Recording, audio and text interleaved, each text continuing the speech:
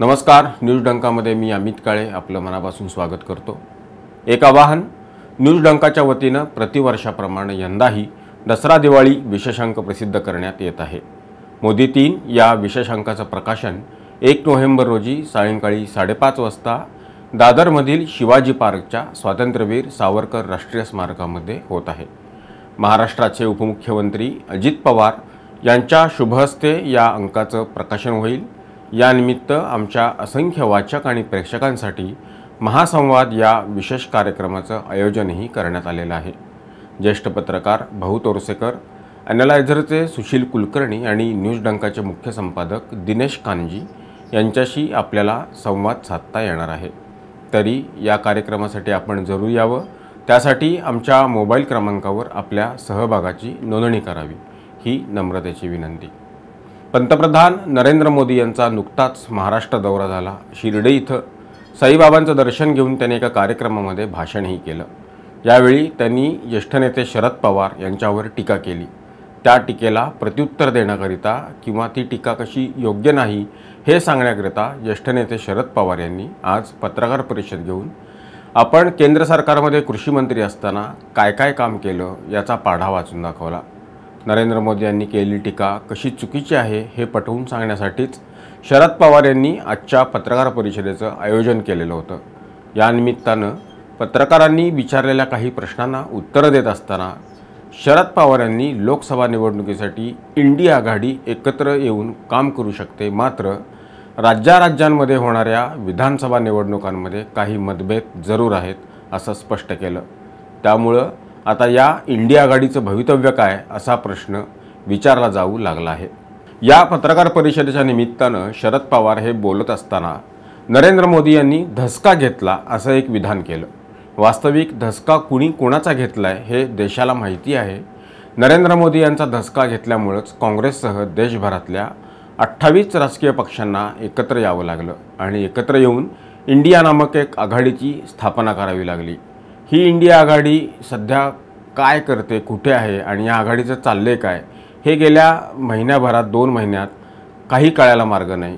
जशा 5 राज्यांच्या विधानसभा निवडणुकांचा कार्यक्रम जाहीर झाला तसं ही इंडिया आघाडी आणि या इंडिया आघाडीच्या सुरू असलेल्या चर्चा थांबल्याचं चित्र आहे। जून महिन्यामध्ये पाटणा इथं या आघाडीची पहिली बैठक पार पडली।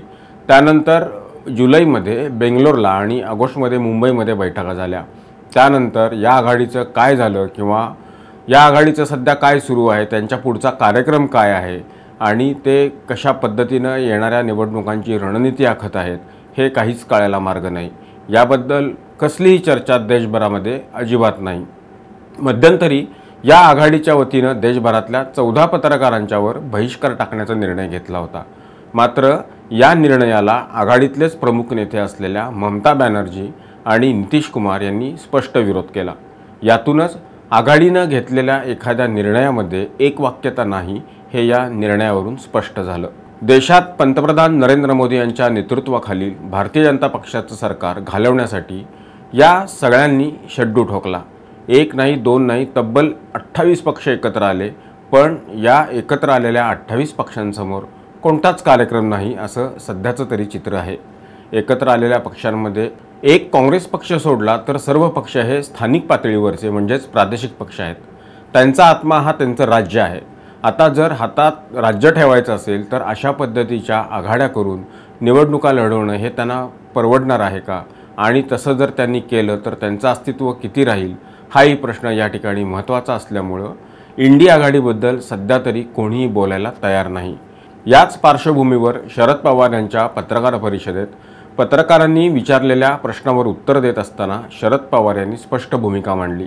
विधानसभा निवडणुकांमध्ये इंडिया आघाडी म्हणून काही मतभेद आहेत। आता तवरून ताकभात ज्याला समजतं त्याला शरद पवार यांच्या या एका वाक्याचा अर्थ नक्की समजला असेल। देशात लोकांना बदल पाहिजे असं वातावरण आहे असंही शरद पवार यांनी सांगितलं, पण तो बदल नेमका कुणाला हवा आहे किंवा तो कुठं हवा आहे आणि ते वातावरण कसं आहे, कुठं आहे हे मात्र त्यांनी अजिबात सांगितलेलं नाही। शरद पवार म्हणतात त्यातला एक बरोबर आहे की वातावरण नक्की बदलले, पण ते जगभरातलं वातावरण बदलले आणि ते भारताच्या बाबतीतलं बदलले। कारण जगामध्ये भारताची प्रतिष्ठा ही कैक पटीनं वाढलेली आहे। भारताचा सर्वत्र मान सन्मान होतो आहे आणि हे देशातली जनता उघड्या डोळ्यांनी बघत आहे। 2014ला सत्तेत आल्यानंतर पंतप्रधान नरेंद्र मोदी यांनी घेतलेले निर्णय, त्यांचा झालेला परिणाम हा दृश्य स्वरूपात आहे। त्यामुळं सामान्य जनतेला नेमकं समजलं आहे की सत्ता कोणाच्या हातामध्ये सुरक्षित आहे। लोकांनी तसा निर्णयसुद्धा घेतलेला आहे।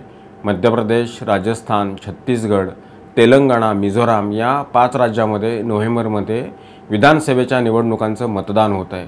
3 डिसेंबरला त्याचा निकाल बाहेर येईल। त्यातून लोकांचा कल नेमका कोणाच्या बाजूने आहे, ते वारं कुठल्या दिशेने वाहते हे नक्कीच लक्षात येईल। त्यामुळे ही इंडी नामक आघाडी जी तयार झाली आहे ती सध्या तरी शांत असल्याचं दिसते। आज जे शरद पवार यांनी पत्रकार परिषदेत सांगितलं की विधानसभा निवडणुकांमध्ये इंडी आघाडी एकत्र येऊन लढणं हे थोडंसं कठीण आहे किंवा त्यामध्ये मतभेद आहेत, हे संकेत येणाऱ्या लोकसभा निवडणुकांच्या बाबतीतही समजायचे का, असा प्रश्न या निमित्तानं उपस्थित होतो। भले शरद पवार यांनी लोकसभा निवडणुकांमध्ये हे शक्य असल्याचं जाहीर केलं असलं तरी हा प्रश्न सामान्य मतदारांच्यामध्ये नक्की आहे। तेव्हा हा व्हिडिओ आपल्याला कसा वाटला ते आम्हाला जरूर कळवा।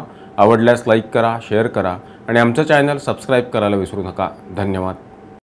आमचा व्हिडिओ जास्तीत जास्त लाईक करा, शेअर करा आणि आमचे YouTube चॅनल सबस्क्राईब करा। धन्यवाद।